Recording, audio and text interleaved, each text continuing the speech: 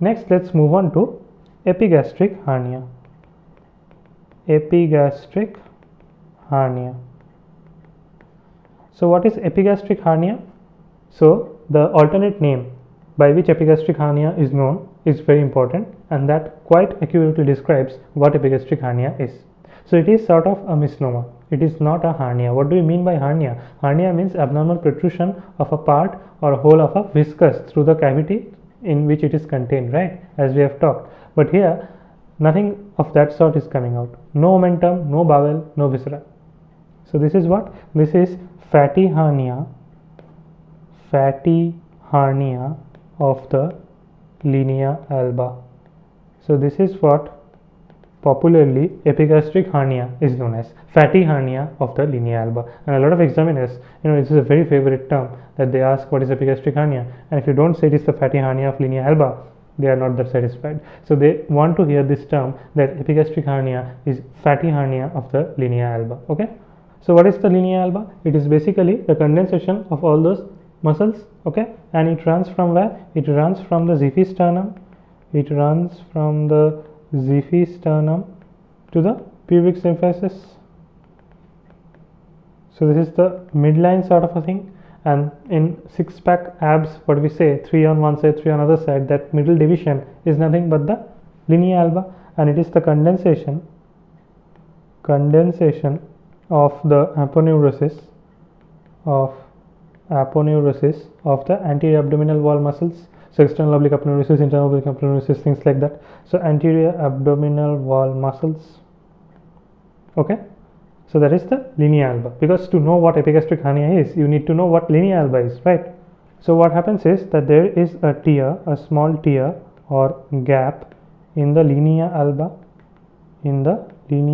This is nothing but a fibrous sort of a structure running from the xiphisternum to the pubic symphysis. So suppose this is the xiphisternum and this is the, say, pubic symphysis, and this is the linea alba, fibrous condensation, okay, in the midline. Next, what happens is that a violent effort or something can cause tear, suppose in these few fibers of the linea alba, or separation of the fibers of the linea alba. And what happens is that the extraperitoneal fat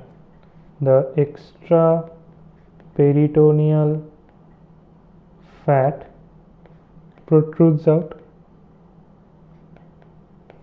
and this is what is this fatty hernia of linea alba. Usually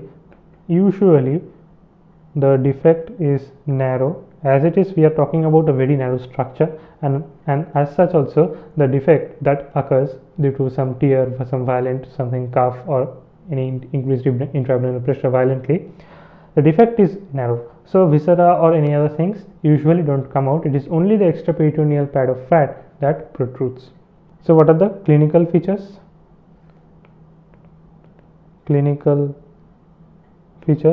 So it is usually found in young men, usually muscular men or manual laborers. Why?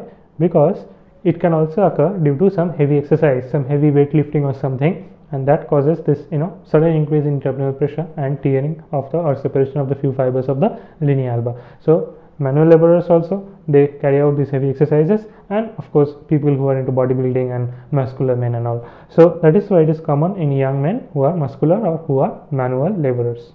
And how are they going to present? Of course they are going to present with a swelling. We are talking about hernia here, so they are not going to present with headache, right? So they are going to present with swelling. And where is the swelling going to be situated? Is it going to be situated in the gluteal region? Of course not. So you don't even have to think of the clinical features if you know what it is. So suppose you haven't studied about this epigastric hernia before the exam, but you know that it is fatty hernia of the linea alba. So can you write the clinical features? You can, because the swelling is going to be situated. So swelling in where? The anterior abdominal wall, where?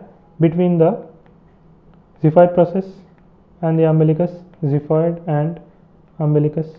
So a swelling here. This is how the patients are mostly going to present, right? Okay, so you don't need to study, you don't need to think about these things once you know the basic concept. And what is the content? We have already discussed. It is also in the name. It is extraperitoneal pad of fat. Extraperitoneal pad of fat. Okay, and since it's extraperitoneal, we can do one test, that is on head rising. On head rising, it becomes more prominent. So the patient is lying down, you are palpating the swelling. Now you ask the patient to just put his head above from the lying down position, and that mass is more prominent because it is not an intra-abdominal swelling, it is a parietal swelling. So this is how we distinguish between parietal swellings and intra-abdominal swellings. So parietal swellings are going to be more prominent when this head rising sort of thing is done. So on head rising, the swelling becomes more prominent. Usually pain is not there. A dull aching pain can be there.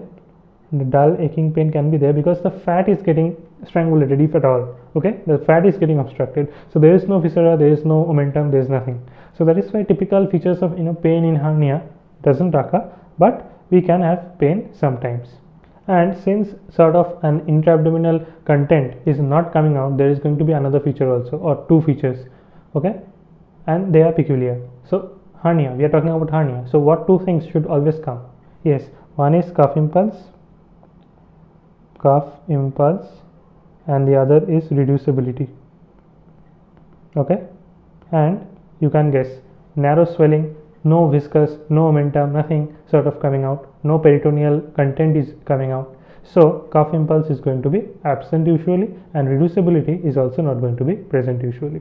So both of them are absent usually because it's just the fat that has herniated out. You can't reduce the fat sort of, and the fat is not also going to give that expansile cuff impulse. So these are the clinical features. Again, investigation, it is mostly clinically diagnosed. Investigation, the whole of the chapter, whole of discussion of hernia, okay, we say that it is mostly clinically diagnosed. So mostly clinical diagnosis, but again you can carry out HRUSG of anterior abdominal wall, and that is going to beautifully detect a defect in the linea alba and how the fat is protruding out. Okay, so next let's move on to the treatment. Of course, treatment is surgery, and it is not a very complicated or difficult or lengthy procedure. What we do here is that small incision is made over the swelling. Small incision is made over the swelling. There is no hollow viscous sac or hernia sac, etc. So we just have the fat that is popping out. So what we do is that we first ligate the base sort of a thing.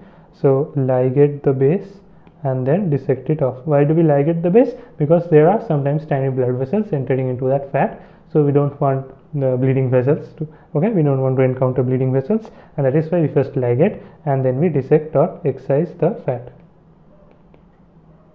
And a funny thing is that in other surgeries of hernia, you won't see the surgeon dissecting off the contents ever, because the contents are omentum, the contents are bowel. Usually they are not dissected, they are reduced, and the excess sac is dissected. But here there is no sac and the contents are being dissected. Okay, so the content, that is the fat, is dissected and it is closed. The defect is closed with again non-absorbable suture.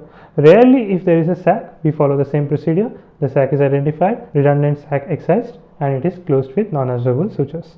So closed with non-absorbable sutures. Okay, so this is the treatment of epigastric hernia.